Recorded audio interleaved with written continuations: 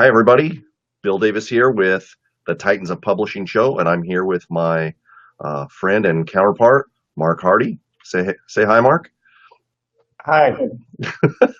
All right. So I wanted to just kind of briefly go into, you may be asking yourselves if you've never seen this before, what is Tops? What is the Titans of Publishing show? What are we talking about? Who are we? Why are we here? That's a lot of questions. And then we're going to dive into a subject that probably will also have you saying, what? Um, so, just real briefly, Titans of Publishing is a show that Mark and I produce. And we've had, I don't know, 10 or 12 shows. And what we're really trying to do is talk about, we're getting away from the internet marketing genre and talking more about publishing because that's what we really do. hmm And we have a lot of experience in publishing, many years of experience in publishing. My forte is kind of like blogging and social media. Mark's is in public relations. He's done major campaigns with. Well, I'll let Mark talk about that. So go ahead, Mark. Tell us what you do or what you've done. Well, yeah, and I'm glad we're having this topic because let's face it, when you say the word publishing, people immediately think of book publishing, and and our concept is, there's this old saying from that movie, "Always be selling." Our saying, our mantra is always be publishing, and Yeah. basically anything that you create, you're going to publish. So blog post, you're publishing that. I mean, I actually have, when I do emails, email marketing, I consider it publishing. I don't consider it marketing.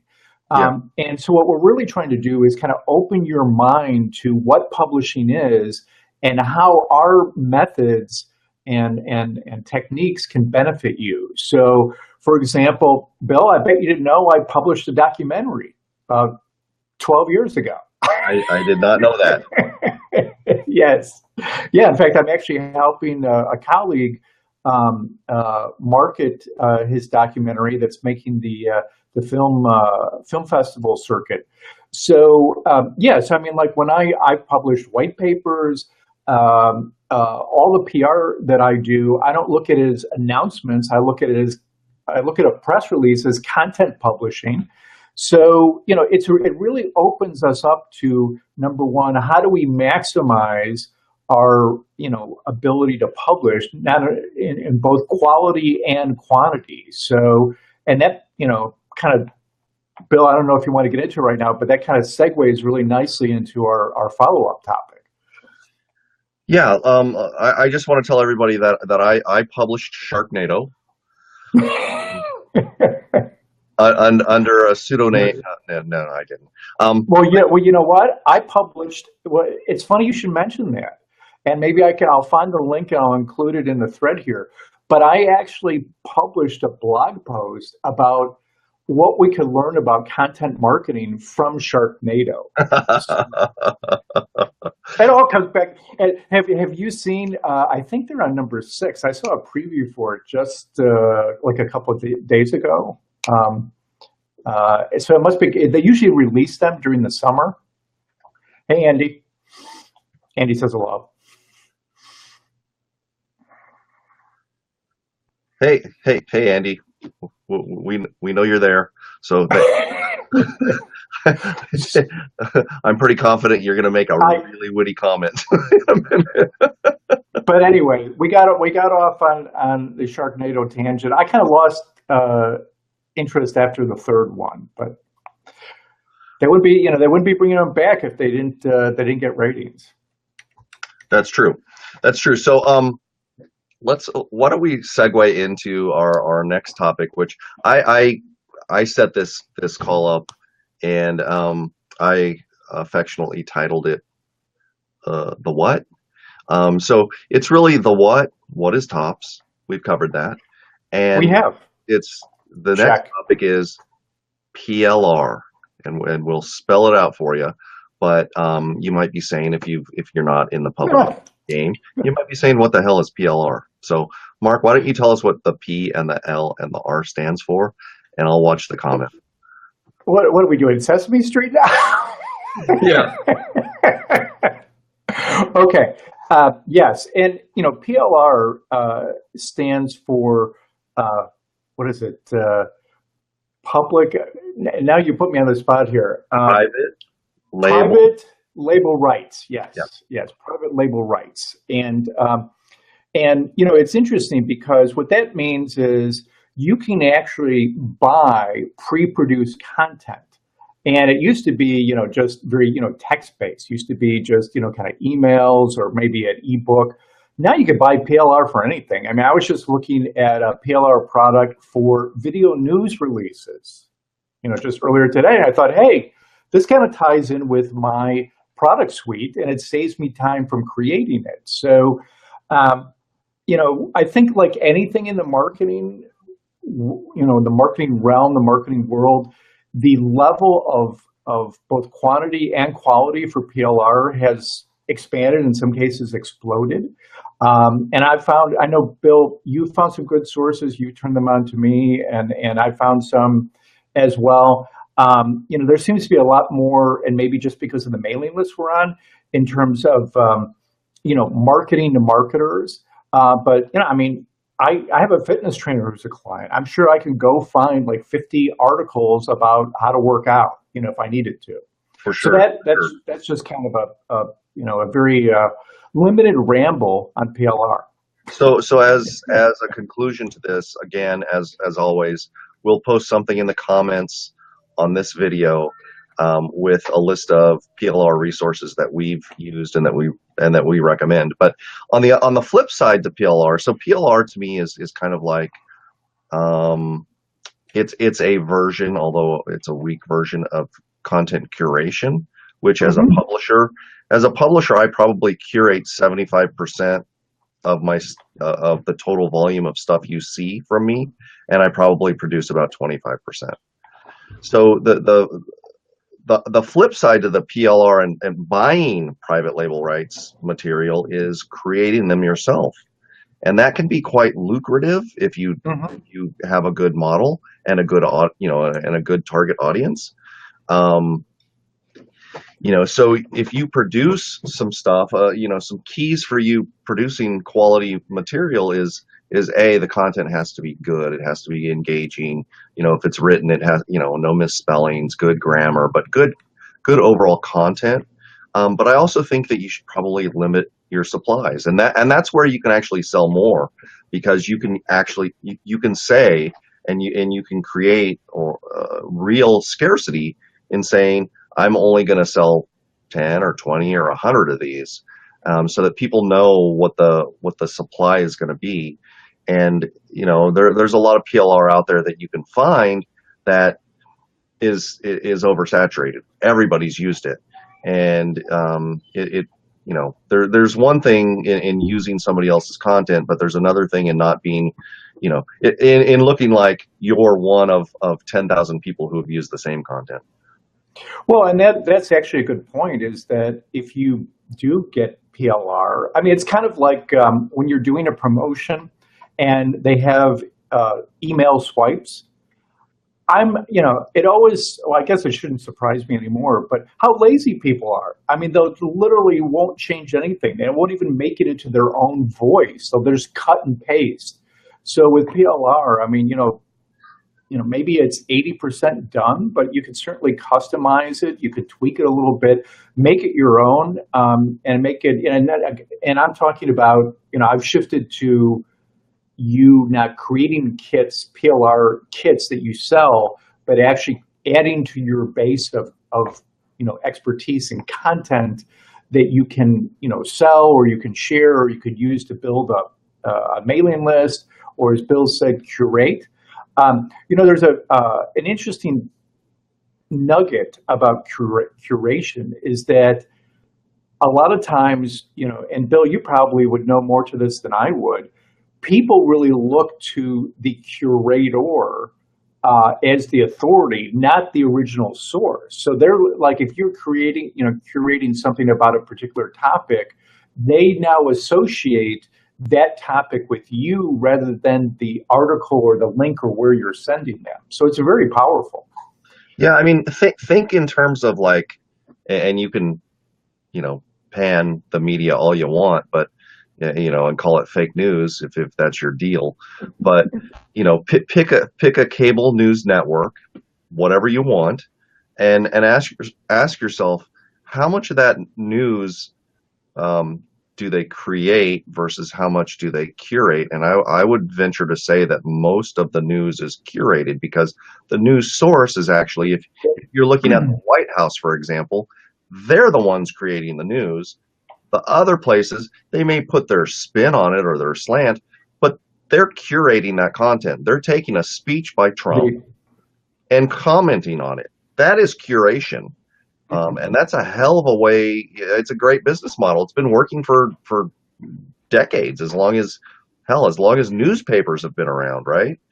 yeah, Um, John Rogers just mentioned Associated Press, and I've exactly. seen statistics, particularly with local news, that up to 70% of local news is curated. And I think who is it? I think Conan O'Brien, and I think maybe one of the other comedians did like a 2 minute piece from snippets from all the local shows Mhm. which were reading the exact same story. And so it was like, Yep. across the entire country. Because, yeah, and the other reason too is, in terms of news, is, um, journalism and broadcasting, they've cut way back on jobs. And so they have to turn to other sources because they don't have the capacity to originally source news. So they're going to, curate it from another source. Right. So, how many of you get your news from the official White House press briefings? I would venture to guess not many.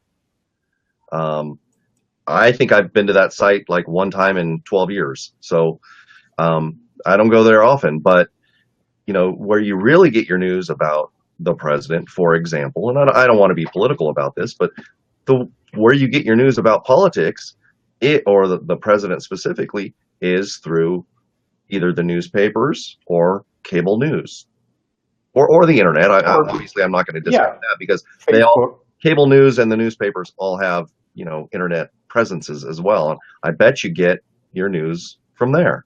And like Mark said and John said too, the AP is huge for newspapers, but now because of online presence, online uh, websites, look at the source of any story, and there's going to be a large proportion of them that came directly from the AP Newswire.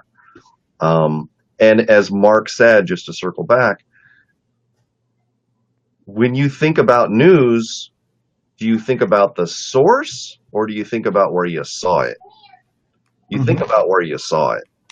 And Hmm. that could be CNN, Fox, CNBC, HuffPo, wherever you go for Breitbart, wherever you go for news, you think of them as your authority or as the source rather than the actual source. So Mark's right. So to turn that in your favor, if you can provide value to your audience, and it's not content you create yourself, what difference does it make? Um, and it's an easier way to publish content. It doesn't take as much effort, that's for sure. But Well, where you add value to it is by editorializing and commenting on that content. That's where you add the value. That's where you set yourself apart and become unique. And to apply that to PLR, it's how you modify that information and make it your own in your own voice that makes it special and makes it a heck of an asset that you can leverage. And I look at PLR as something that maybe I'll buy a PLR package on let's just say it's fitness, right? Losing 40 pounds in 4 months or something like that. Um, it's a to me it's like what do they call it when you start when you want to make soup, you start with like a base, and then you add stuff to it. That to me, that's what PLR is. You just you take the beginning pieces and you may mash them together. You may have more than one source, mash them together, and then cut and chop and add different ingredients until you get the flavor you want. Um, and that requires a fair amount of creativity. Putting together, in years past, especially for SEO types, search engine optimization types, what they would do is they would take a bunch of PLR, mash it together, then cut it up, mash it up, mix it up, cut it up, and then throw those out as individual articles for SEO purposes. That doesn't work anymore. Spinning. Yeah, spinning. Yeah. Yeah, spinning the content, changing the words to synonyms that are in the article. That stuff doesn't work. And when you read that gibberish, it's gibberish. It's crap. So it actually requires a bit of well, I'd say a lot of creativity to take various sources, put them together, and put them into a coherent, readable format so that people actually get value from it. Because at the end of the day, the only reason people are going to read your stuff or watch your stuff or listen to your stuff is because it's good. And it doesn't really matter where you got that good from. And, I'm not advocating that you steal people's work and just publish it as your own. You always have to, cite your sources and that kind of thing.